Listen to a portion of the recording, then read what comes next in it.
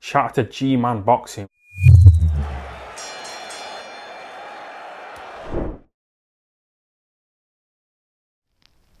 Just a quick post-fight review of Murat Gassiev versus Micheal Wallisch. This fight was meant to be Gassiev versus Erkan Tepe. Remember Erkan Tepe, guy who knocked out David Price? Would it be 6 years ago? Yeah, about 6 years ago now.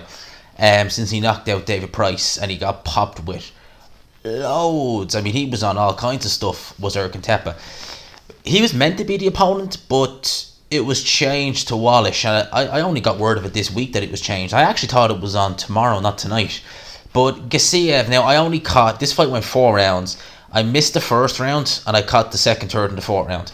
Now, when I started watching this in the second round, Gassiev, early on in that second round, was getting caught from the outside by Wallisch. Wallisch, obviously a lot taller than Gassiev, a lot rangier. Gassiev, a cruiserweight, was a decent size, 6'3". Gassiev is a fighter who can box on the back foot. If you saw him against Junior Dorticos, he boxed quite well on the back foot, but primarily he's a front foot pressure fighter. Now, in the early days of Gassiev, when I first started watching him, I watched him in that knockout over Sherman Williams, I think the guy's name was, the guy he knocked out in the round brutally. Looked alright in that fight, but then he fought Lebedev, and he did struggle a bit with Lebedev, and Lebedev's not the greatest boxer you've ever seen, certainly not in 2016. Struggled a bit with cutting off the ring and applying pressure on the front foot. That's primarily where Gassiev is at his comfiest, when he's applying pressure, which I don't know why he doesn't box in the back foot, because he is quite good. But he was applying pressure, you could see, on the front foot, had the high guard, but with no head, was walking onto a lot of shots. Wallisch, for my money, won that second round. He was just able to he was able to stay busier than Gassiev. Gassiev was looking to throw heavy shots, and to be fair, the shots he was throwing at Wallisch, they were heavy. They did look to have significantly more power on them, but Wallisch was tucking up, was able to telegraph a lot of the shots. For my money, won the second round. Third round was more Gassiev. Gassiev definitely won that round.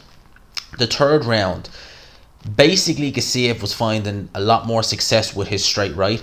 I think he was looking to land the left hook as well, but it seemed that Wallisch would stay at such a range, and you could see it with Gassiev as well. He was looking to set up some big shots, but Wallisch would just take a little step back, would move a little bit, and Gassiev had to reset. I get the impression that he's someone who really needs to set himself to be able to throw with full power.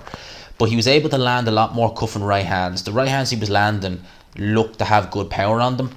And you could definitely see that Wallisch, although he wasn't hurt by any of them shots, because a lot of them were landed on gloves or they were getting partially blocked, you could see that there was power there. He knew, right, this guy can really bang. You could just tell by his body language that's what he was thinking. So Gassiev won the third round. Fourth round's where it ends. Now, Gassiev was on top in this round from the outset. He was landing body shots almost at will on Micheal Wallisch, and Wallisch's that left side of his body was very red. In fact, there was, I think, 2 occasions where body shots went in and you could tell he was hurt. You know, he was visibly wincing from the pain. I was surprised. Gassiev landed 1 shot and then he kind of backed up again the ropes, landed a couple of headshots, then went to the body again. I was surprised he didn't go down at that point. But Wallisch, how he did end up getting dropped in the fourth round was he backed up. You know, he kind of backed up in a straight line. Gassiev threw a right hand, landed behind the guard. He went down hard enough, landed in the corner. But this is kind of when the fight got a bit strange. He didn't look devastatingly hurt, but he did spit his mouthpiece out, which fighters do that when they're hurt to buy time. Interestingly, do you know what the referee did? He just grabbed the mouthpiece and shoved it straight back in Wallisch's mouth. Now, normally, a referee is supposed to call time. You bring it to the corner, you clean the mouthpiece out, you put it back in the fighter's mouth. Even Wallisch kind of indicated to his corner, like, what the hell, you just put it straight back in my mouth. And then Gassiev opened up and landed some grazing shots. Some of them were getting through, some of them weren't. Then the bell rings, and literally, I kid you not, on the bell, the referee jumps in and waves it off. That was a BS stoppage. Wallisch wasn't going to win the fight, I know. But the bell had literally gone. You were on the bell when you stopped the fight. He was dropped in the fourth round, but he wasn't taking a beating. At least give him a chance. You know, the corner were upset. Wallisch was upset. It was a BS stoppage. I mean, the fact that he put that mouthpiece, like the mouthpiece, I know fighters do it because normally it gives you that little bit of time.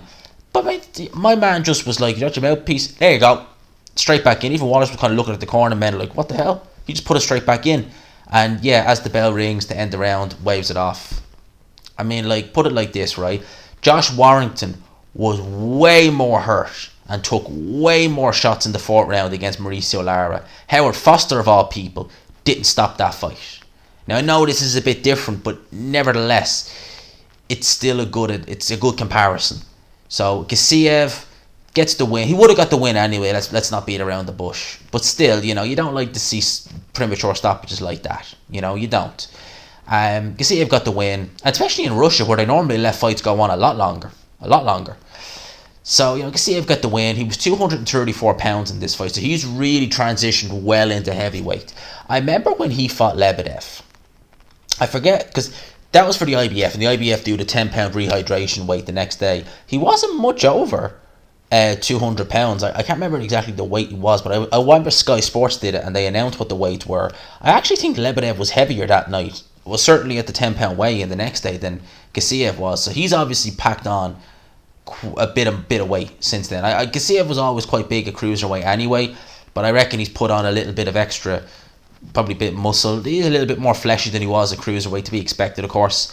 But he's filled out nicely in heavyweight. Certainly has the punching power.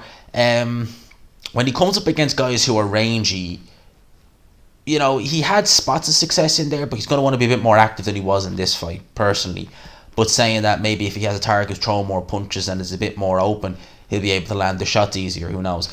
Decent little scrap. That's my thoughts on it. Let me know what your thoughts are. Let me know what your thoughts on Gassiev are in the comment section. I'm going to leave it there. Hope you enjoyed the video. If you did, smash the like button. It could help your boy out. Subscribe, of course, if you haven't already. #GMansRocks. For now, as I'll leave you with that. Peace.